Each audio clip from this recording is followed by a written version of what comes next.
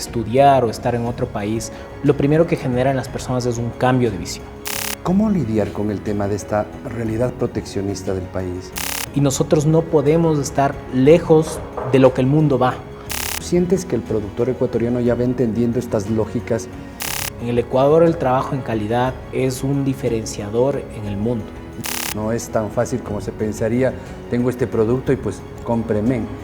Este momento es cuando nosotros debemos aprovechar y abrirnos al mundo.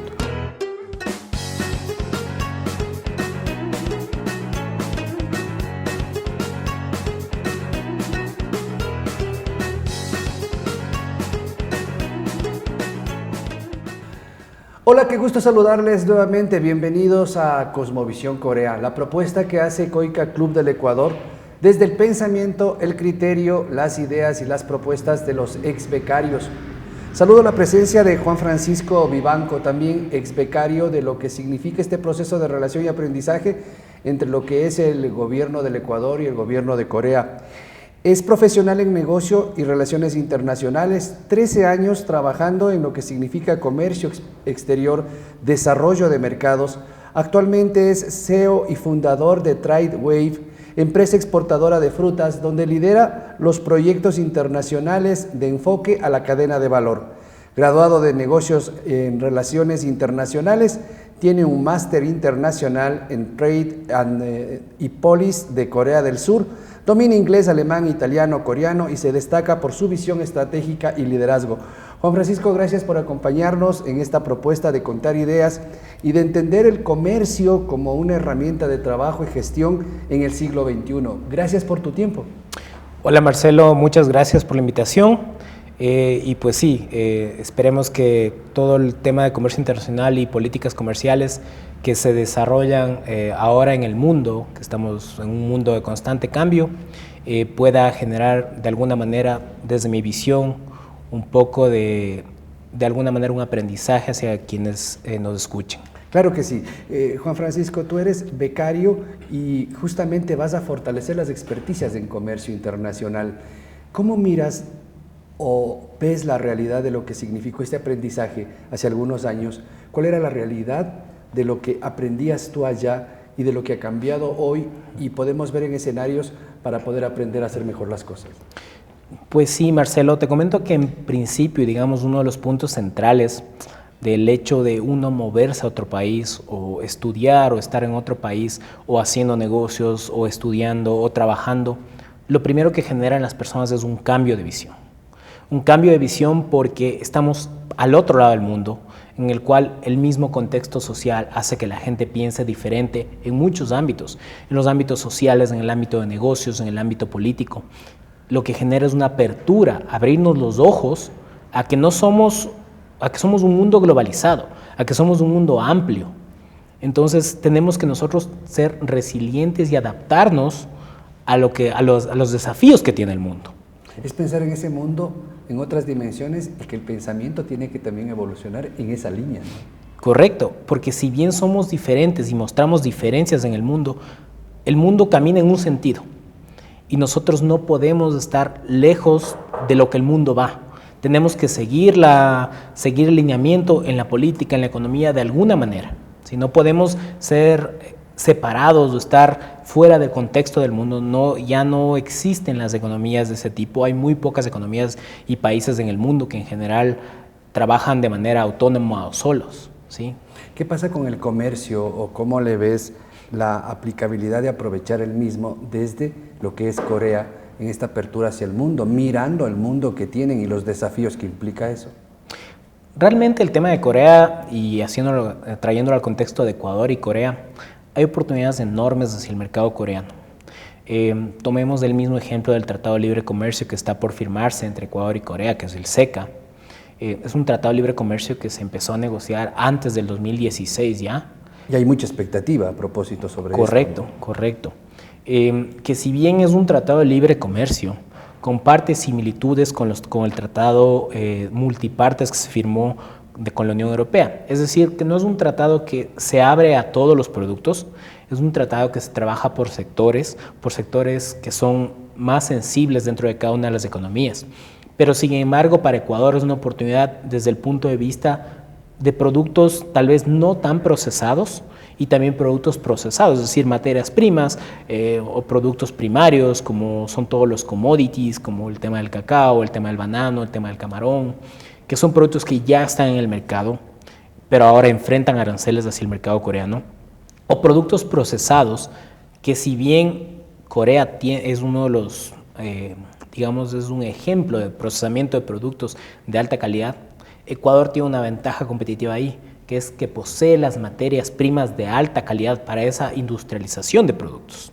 Entonces, existen oportunidades tanto en el sector de materias primas, sector de procesados y sector servicios, porque también Ecuador, recordemos, Ecuador es un país que tiene desarrollo en el tema turístico, por ejemplo, que es digamos así, un sector que llegó a generar hasta el 9% del PIB del Ecuador en algún momento.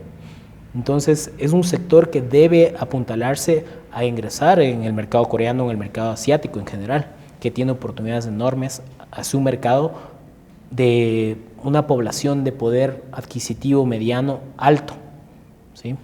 Las decisiones a nivel de comercio se manejan desde el gobierno, evidentemente. ¿Cómo lograr que este siempre esté conectado en esa visión de un mundo más global, que es determinante, que es decisivo? Porque no podemos seguir pensando solamente en mercados internos o mercados muy cercanos, cuando hoy tenemos esa posibilidad real de estar en otros lados, insospechadamente, con todas las facilidades que se dan ahora.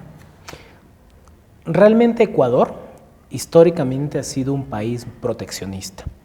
Es un país que no se ha aperturado en general al mundo, es un país que tiene muy pocos tratados de libre comercio. Y es momento de cambiar eso. Correcto. Que realmente responde a la política del momento, a la política histórica en el Ecuador que ha sido, que sea un país cerrado. Este momento es cuando nosotros debemos aprovechar y abrirnos al mundo. Tenemos muchos tratados de libre comercio que ya se han aperturado. Con Corea del Sur es un tratado importante que se está por firmar ya. El mismo tratado con la Unión Europea, las negociaciones que se están realizando en relación a los aranceles con Estados Unidos, por ejemplo.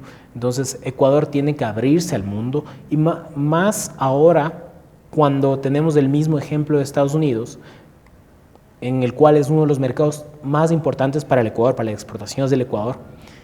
Ecuador tiene que tomar alternativas, tiene que tomar caminos y diversificar sus canales comerciales, sus relaciones con otros países. Y ahora, independientemente de pensar en esta fortaleza que siempre ha sido Estados Unidos con nuestro país, como que hay que dirigir la mirada hacia los otros mercados, ¿no? Europa está allí, del otro lado tenemos Asia, y entonces como que también es repensarnos estas direcciones comerciales. Correcto. Sin embargo, cuando pensamos en mercados, digámoslo así, más lejanos, entramos en los temas de competitividad, ¿sí? Ecuador, nosotros manejamos el dólar. Muchos países manejan moneda propia, en la cual la pueden devaluar para poder inyectar liquidez a su economía o reducir sus costos de producción. Ecuador es un caso especial en ese sentido porque nosotros debemos buscar la competitividad no en el tipo cambiario, sino debemos buscar la competitividad en las ventajas comparativas que tenemos frente a otros países, ¿sí? Aprovechar las ventajas que tenemos en Ecuador frente a otras naciones que no las tienen, ¿sí? Entonces, en ese sentido, hay muchas aristas que se deben aprovechar y se deben mejorar en el país. Por ejemplo, los mismos servicios logísticos en Ecuador. En Ecuador el servicio logístico es un servicio caro. Es un servicio que puede representar hasta el 25 o el 30% del costo de los productos que se exportan del Ecuador, que muchas veces por los costos logísticos nos quedamos fuera del mercado frente a la competencia. Te quita competitividad. Correcto. Entras perdiendo. Es un problema de competitividad el tema de los servicios logísticos acá en el Ecuador. ¿Qué pasa con las certificaciones? Que además cuando hablamos de comercio internacional, pues son los elementos que debes considerar. No es tan fácil como se pensaría, tengo este producto y pues cómpreme. Las exigencias son de la mano de certificar los productos. ¿Cuál es la realidad que se encuentran ustedes en estos procesos de certificar? Las certificaciones son prácticamente un nicho de mercado. Se convierte en un nicho de mercado para las empresas. A pesar de que las certificaciones, su finalidad es o velar por la seguridad del producto, seguridad alimentaria, por la seguridad, por la parte social de los trabajadores que están detrás de un proceso de un producto, como por ejemplo certificaciones como la Fair Trade de comercio justo, certificación acelada de temas de calidad del producto como la HACCP o la certificación orgánica mismo, que se van hacia el punto de vista de calidad del producto y seguridad en los productos. Las certificaciones son un nicho de mercado para acceder a diferentes países, porque como ejemplo, la certificación orgánica. La certificación orgánica es una certificación compleja en los procesos mismos de certificación, es una certificación costosa, pero sin embargo hay el nicho de mercado que lo paga. Existe un mercado para esa certificación. Entendamos que las certificaciones tienen un límite, es decir, si yo me certifico orgánico, el mercado tiene un límite para poder consumir el producto orgánico. Si me certifico con comercio justo, el mercado que consume comercio justo tiene un límite.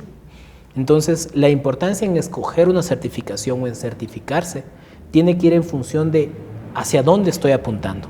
¿Estoy apuntando hacia el mercado europeo? ¿Hacia qué nicho del mercado europeo estoy apuntando? ¿Estoy apuntando al mercado americano o apuntando al mercado asiático? Y cada uno con distintas aristas, ¿no es cierto? Correcto. Ahora, sobre el tema del rol de quien produce, de quien trabaja, ¿tú sientes que el productor ecuatoriano ya va entendiendo estas lógicas que pueden sorprenderles, que pueden llamarles la atención, que de pronto es un fastidio en una primera etapa? ¿Van sintiendo ya la necesidad de trabajar de otra manera porque ahora hay que vender de otra manera y comercializar de otra manera los productos?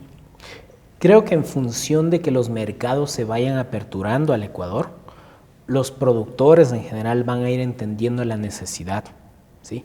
Van a ir viéndolo como un requisito de lo debo tener y no es lo quiero tener. Bien. Entonces, en función de que la expansión comercial de Ecuador, el comercio en Ecuador se vaya ampliando, los requerimientos van a ser mucho mayores. Es complicado a veces para los productores comprender este tema de certificaciones porque implica no solo inversión de tiempo, implica inversión de dinero.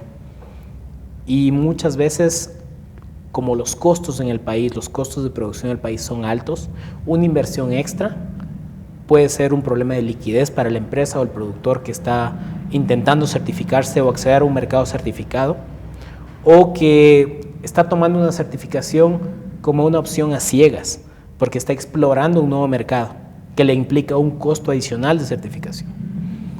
Cuando viajamos y tenemos la posibilidad de estar en otros lados y nos damos cuenta el potencial de las frutas ecuatorianas, pues ahí nos damos cuenta del valor de lo que tenemos, ¿no? Tú estás trabajando justamente con buscar mercados para la fruta ecuatoriana. ¿Cómo se ha ido ganando ese espacio la fruta del Ecuador? ¿Cuál sientes que es el trabajo que ya se ha logrado para ya no pensar solamente en las bananas de Ecuador, ¿no? Sino en todo ese mundo y ese universo que tenemos por acá? Uno de los factores que caracteriza al Ecuador, en general en los productos del campo, productos agrícolas, es la calidad. En el Ecuador el trabajo en calidad, sea por condiciones climáticas o sea por el mismo trabajo de los productores, es un diferenciador en el mundo. De por sí está el valor agregado ahí. Existe ya un valor agregado, pero hay que entender que el valor agregado no lo es todo en el mercado internacional, porque yo compito con los mismos productos con Colombia y Perú, que si bien es el mismo producto, el cliente entiende o el consumidor entiende que es otra calidad de producto, el precio es un eje fundamental para la toma de decisiones de compra de un cliente en el exterior.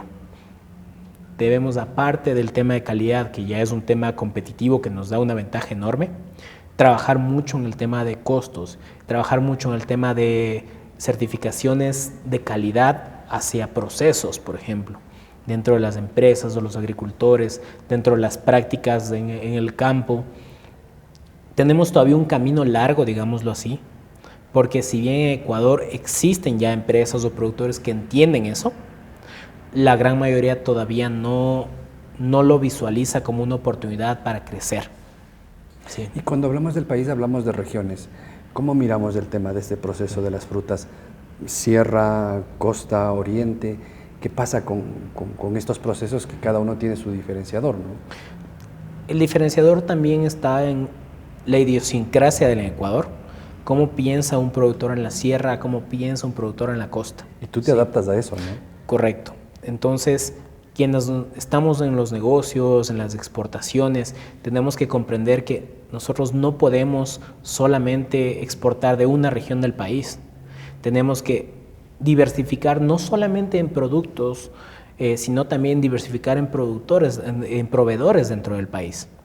Entonces tenemos que aprender a trabajar con las diferentes idiosincrasias que tiene el Ecuador, porque el Ecuador sí es fuerte, como hablamos en todo el tema de la gente es espectacular en el país. Sin embargo, la idiosincrasia en cada región hace que los negocios cambien o funcionen de otra manera. Y este tema de las asociaciones que aparecen en el sector rural, las asociaciones de productores, ¿cómo van operando? ¿Son enlaces buenos que te permiten ir construyendo un mejor trabajo, entendiéndose mejor, colaborando, tejiendo relaciones internas para poder vender hacia afuera? Si bien las asociaciones de productores persiguen un fin o una meta excelente, que es el beneficio mutuo para los productores, y persiguen una ventaja para los exportadores, como es el poder acopiar o abastecerse en grandes cantidades o en mayores cantidades de un solo grupo de productores, también enfrenta desafíos, y los desafíos más complejos en el Ecuador son los temas organizativos dentro de las mismas asociaciones de productores. El tema de la política dentro de las mismas asociaciones es un problema que aún, en mi punto de vista, no se ha resuelto, y debe resolverse principalmente la organización de estos grupos para que sean mucho más eficientes, para que funcionen con eficiencia en relación al mercado o en relación a los mismos exportadores que compran sus productos. Y en este siglo XXI, ¿cómo se debe mostrar la fruta al mundo, nuestra fruta al mundo? ¿Cuáles son los escenarios que ustedes requieren? ¿Cómo logro mostrar el maracuyá nuestro? ¿Cómo logro convencerle de que nuestra naranjilla es espectacular o de que el aguacate puede estar en la competitividad del mercado? ¿Cómo se trabajan estas cosas? Existen muchos mecanismos para yo poder mostrar mi producto al mundo, y existen mecanismos desde el sector público y desde el sector privado. Desde el sector privado está el mismo hecho de la inversión de las empresas en la participación de ferias internacionales, en asistir a congresos en el exterior, en hacer todo esto que conlleva networking, ¿sí? Todo lo que es lobbying. Pero desde el sector público también hay esfuerzos importantes que hay que reconocer. El mismo hecho de que tengamos la Agencia de Promoción de Exportaciones de Proecuador, los esfuerzos que sí hace el Ministerio de Agricultura, los esfuerzos que hace el Ministerio de Comercio Exterior y Producción, son importantes, pero muchas veces no son suficientes, porque todo este proceso de mostrarle al mundo quiénes somos implica inversión. E implica una inversión constante de dinero. No implica solamente hacerlo de manera puntual o diversificación. Todo esto implica ser constante. Y desde el sector público, desde el gobierno, desde los ministerios, desde las secretarías, ¿qué se requiere para hacer mejor las cosas? Para ustedes tener ese respaldo y que se cumpla, ¿no?, el aporte privado, pero también el del gobierno y del sector público. Creo que es importante, sobre todo en la celeridad de los procesos administrativos, porque siempre la empresa privada es mucho más rápida en la toma de decisiones, es mucho más rápida en la gestión. El sector público, por el mismo hecho de ser una burocracia, conlleva más tiempo, y los tiempos son esenciales en los temas de exportación. Si el sector público funcionara más rápido en sus procesos, estaría en concordancia ya con los exportadores, porque muchos de los esfuerzos que se hacen para llevar los productos al exterior responden a iniciativas privadas, a inversión privada directamente. Miraba en redes sociales el hecho de que está entrando ajo de China. ¿Cómo lidiar con el tema de esta realidad proteccionista del país frente, en cambio, a realidades en donde los mercados globales son así y que no es que se pueda de pronto decir no a eso o a algo que ya viene desencadenándose desde un proceso. ¿Cómo encontramos un punto intermedio para tampoco afectar a nuestros productores, pero entender que esa lógica va a suceder? Con los tratados, con más razón. Correcto, la apertura comercial es algo que, en mi punto de vista, debe existir. El Ecuador debe abrirse al mundo. Y abrirse al mundo implica ser tolerante también para el tema, yo quiero exportar, también debo importar y debo abrir mi mercado interno para los productos que vienen de otros países. Exacto. El tema que comentas, del tema del ajo en China, sí, es importante el tema del ajo, que es uno de los proveedores más grandes del mundo en temas de ajo. En el Ecuador existe producción de ajo, en el Ecuador existe producción de muchos otros productos del mundo, pero muchas veces el mercado no se avanza a satisfacer o no cumple con la demanda del mercado, la producción nacional. Entonces, es un análisis muy fino porque se debe analizar sector por sector y producto por producto cómo afecta a cada una de las industrias, ¿sí? Un tratado de libre comercio, por eso sí es un tratado de libre comercio que se abre a todo, va a generar muchos problemas de la producción nacional. Pero si es un tratado que se negocia finamente, se delimitan producto por producto, se trabaja producto por producto, uno puede ver las particularidades o peculiaridades de cada uno de los mercados. Es así que si nosotros vemos que en el Ecuador tenemos una afectación a un producto, tenemos herramientas como Estado. El Estado tiene herramientas para generar cuotas de mercado, no solamente el tema de aranceles, puede generar cuotas de mercado o restricciones de algún tipo, restricciones técnicas dentro de las importaciones para apoyar un poco a la producción nacional. Pero el hecho de aperturarnos al mercado lo que genera también es un esfuerzo de los productores, un esfuerzo de la empresa privada a ser más competitivo. Yo tengo que competir para estar a la altura del mundo. Tengo que reducir costos para estar a la altura del mundo.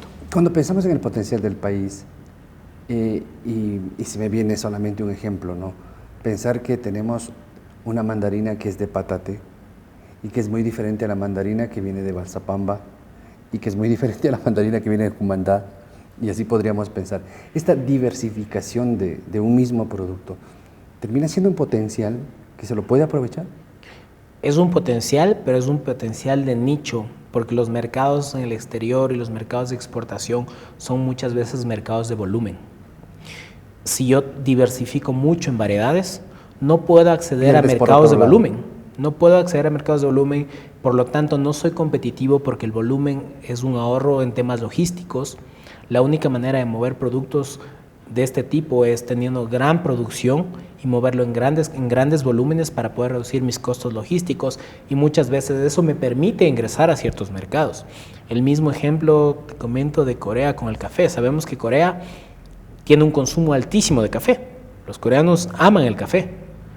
Ecuador produce café y produce café de calidad. Produce café que tiene puntuaciones altísimas en temas de calidad de café.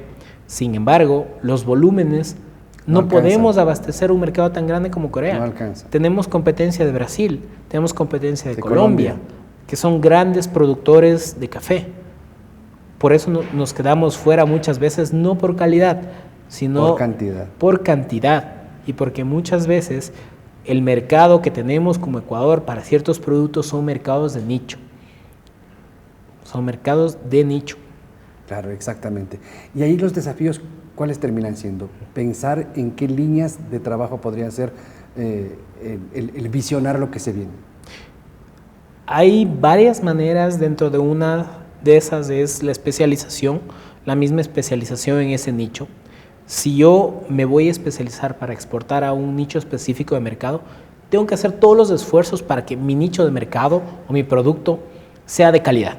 Y sea de calidad, volvemos al tema de certificaciones, volvemos al tema de trabajo del producto en sí. Tengo que hacer que mi producto sea de excelencia si estoy en un nicho de mercado en el cual no tengo volumen. Miro en plataforma un programa de Meghan Merkel, la persona que pues es una gran anfitriona y que fue parte de la realeza, y me sorprende que en una de sus invitaciones abre unos maracuyás para hacer una vinagreta, pero es un maracuyá que yo no he visto, es más pequeño, un café oscuro, ¿no? Entonces, incluso me entra la duda cuando de su huerta saca y dice pues, que es un maracuyá, etcétera, ¿no? Resulta que yo me encuentro eso que hay en el mercado de Patate y lo puedo conseguir. Digo esto porque a veces parecería que toda esta visión que a veces tenemos de lo que miramos fuera también está desde nuestros procesos y no lo conocemos, ¿no? Porque de pronto para mí la figura del maracuyá era la del amarillo de siempre, pero esta variedad vuelve a sorprendernos muchas veces, ¿no? Correcto. Ahí vamos a la especificidad de cada uno de los productos y cada uno de los mercados. Para exportar, cada producto y cada fruta tiene su particularidad y cada análisis de mercado de cada fruta es distinto.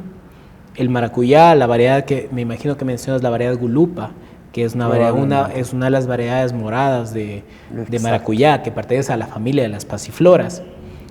Uno de los mayores productores de Gulupa en el mundo y en Latinoamérica es Colombia.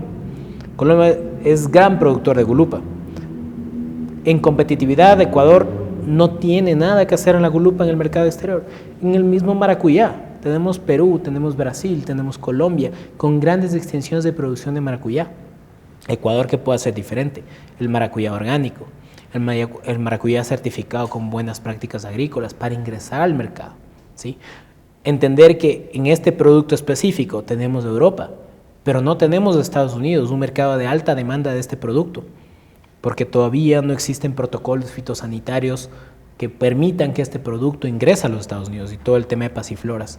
Entonces, cada uno de los productos, frutas, productos procesados, los mismos camarones o el tema del atún, por ejemplo, tiene restricciones específicas en cada uno de los mercados.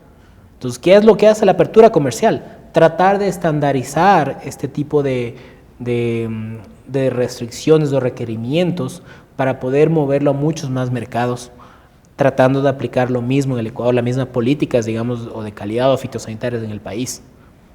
Estupendo. Juan Francisco, en la última parte, ¿qué palabra define lo que debemos considerar siempre en apostar al comercio internacional? ¿Cuál es ese concepto que deberíamos tener claro para apalancar desde esto el desarrollo que todos queremos? Creo que hay una palabra que es importante en comercio internacional y es la innovación. La innovación que implica el desarrollar productos, el desarrollar mercados, que implica estar en un constante dinamismo de mejora continua de los productos, de búsqueda de mercados, de búsqueda de nuevos productos que aún tienen potencial desde el Ecuador. Entonces el tema de innovación es importante tanto desde el lado público como el lado privado, entendiendo que la innovación, incluso ahora que estamos en un mundo globalizado, que no podemos negar la globalización, debemos incluso aplicar el tema tecnológico, que es el tema tecnológico juega ya un papel fundamental ahora en el mundo, va a jugar un papel mucho más importante a futuro, y en el comercio internacional y la digitalización de la logística, por ejemplo, los procesos logísticos responde a procesos más eficientes y más rápidos dentro de la exportación, que también esta digitalización implica una innovación en el sector logístico, por ejemplo. Entonces, la palabra innovación yo creo que es una palabra que define mucho a cómo mejorar en sí el comercio y las diferentes cadenas de valor que están ancladas al comercio internacional. Qué buena manera de terminar justamente esta entrevista. Innovación es la palabra que nos queda como una de las conclusiones de este encuentro. Recuerden, generamos justamente este espacio para conocer ideas y propuestas. Suscríbase, estamos en YouTube como Coica Club Ecuador y es una apuesta que hace justamente los becarios de Corea en esta propuesta de comunicar y plantear ideas. Hasta la próxima.